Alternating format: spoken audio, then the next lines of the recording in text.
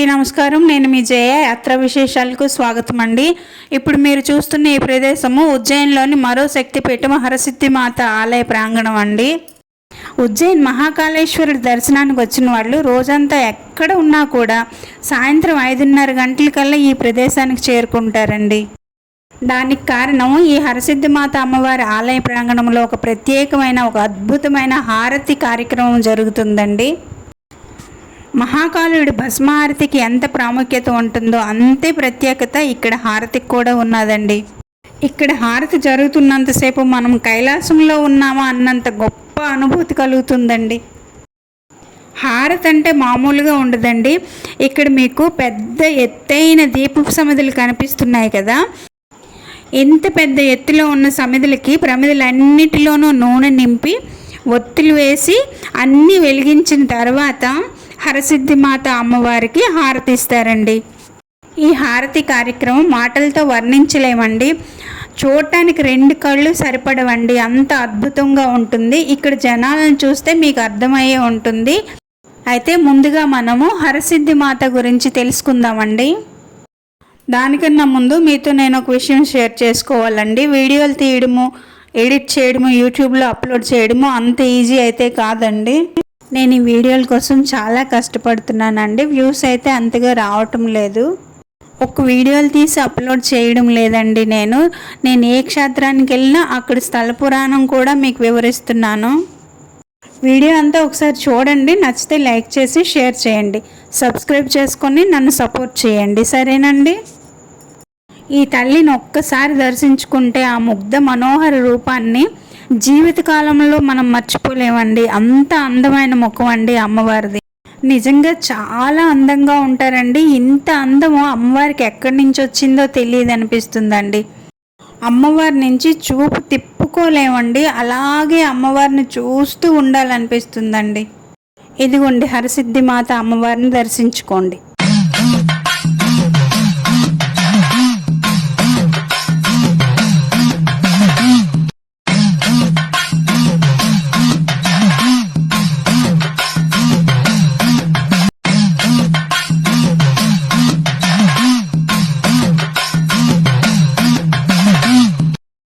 అందానికి మించిన శక్తి స్వరూపిణి కూడా అండి ఈ తల్లి పేరులోనే ఉంది చూడండి, హరసిద్ధిమాత.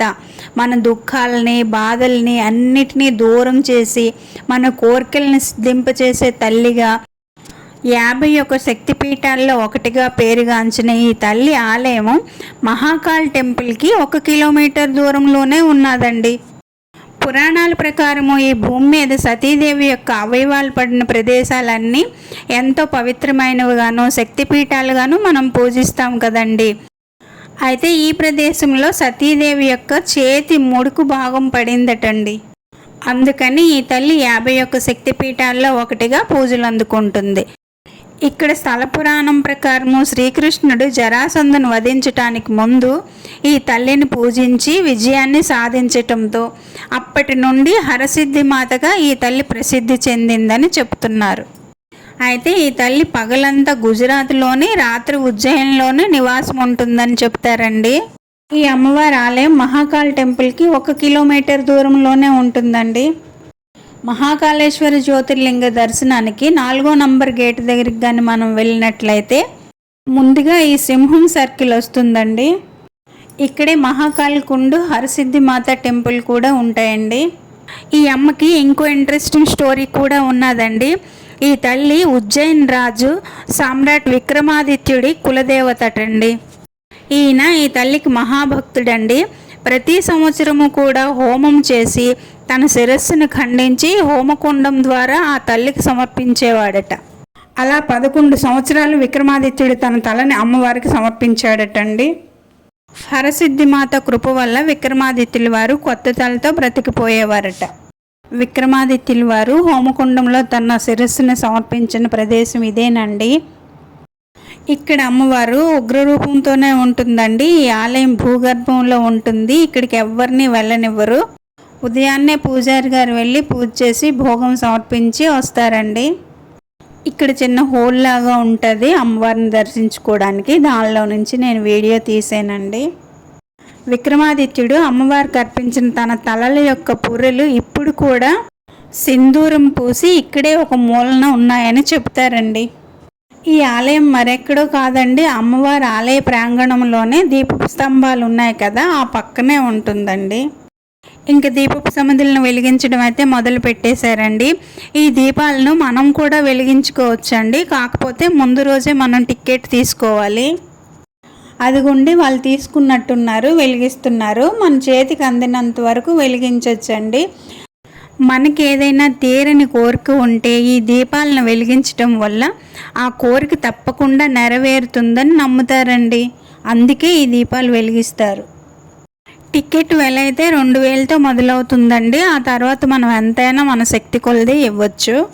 మేము 10 ఏళ్ల క్రితం ఒకసారి వచ్చామండి. అప్పుడు ఎలాంటి టికెట్ లేదండి, ఫ్రీగానే వెలిగించాము. మనం ఇచ్చిన డబ్బులు ఆ పైకి ఎక్కి దీపాలు వెలిగిస్తున్నారు కదా, వాళ్ళకి ఈ పూటకి మనం అన్నదానం చేసినట్లు. అసలు విచిత్రం ఏంటంటే ఈ సమిధులు ఎంత ఎత్తులో ఉన్నాయి, వీళ్ళు ఎలా ఎక్కిపోతున్నారు, నాకు ఆశ్చర్యం వేస్తుందండి. మీరే చూడండి, అంత పైకి ఎంత ఫాస్ట్గా ఎక్కుతున్నారో. ప్రతిరోజు నూనె కూడా వేస్తుంటారు కదా, కాళ్ళు జారిందంటే వీళ్ళ పరిస్థితి ఏంటి అసలు? బాబాయ్ చూస్తుంటే భయం వేస్తుంది. వీళ్ళకి ఎంత ప్రాక్టీస్ ఉందో మరి. కానీ వీళ్ళని ఇలా చూస్తుంటే నిజంగా అమ్మవారి కృపనే అనిపిస్తుందండి. ఇంకా వీడియోని ఒరిజినల్ సౌండ్తో పెట్టేస్తున్నాను, ఆస్వాదించండి.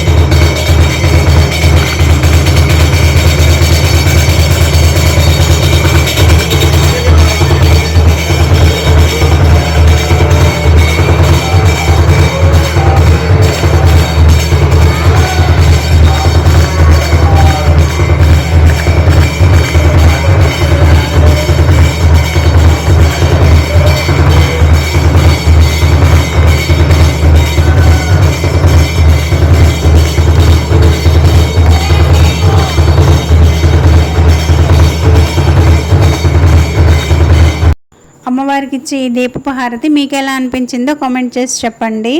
ఇక్కడి నుంచి మేము ఇంకొకసారి అమ్మవారి దర్శనానికి అయితే వెళ్ళిపోయామండి. అమ్మవారిని ఎన్నిసార్లు దర్శించుకున్నా తనివి తీరదండి. ఈ పక్కనే చింతాహరణి గణేష్ ఆలయం కూడా ఉన్నదండి. ఈ విఘ్నేశ్వరుడు చూడడానికి చాలా ముచ్చటగా ఉంటాడు. కలువ పువ్వు మీద కూర్చున్న చింతాహరణి గణేష్ చాలా ముద్దుగా కనిపిస్తున్నాడు కదా. వెనక తులసి పార్వతులు, పైన 2 ఏనుగులు. మహాకాళేశ్వర్ జ్యోతిర్లింగం వీడియోతో మళ్ళీ మీ ముందుకు వస్తానండి. అంతవరకు సెలవండి, బాయ్.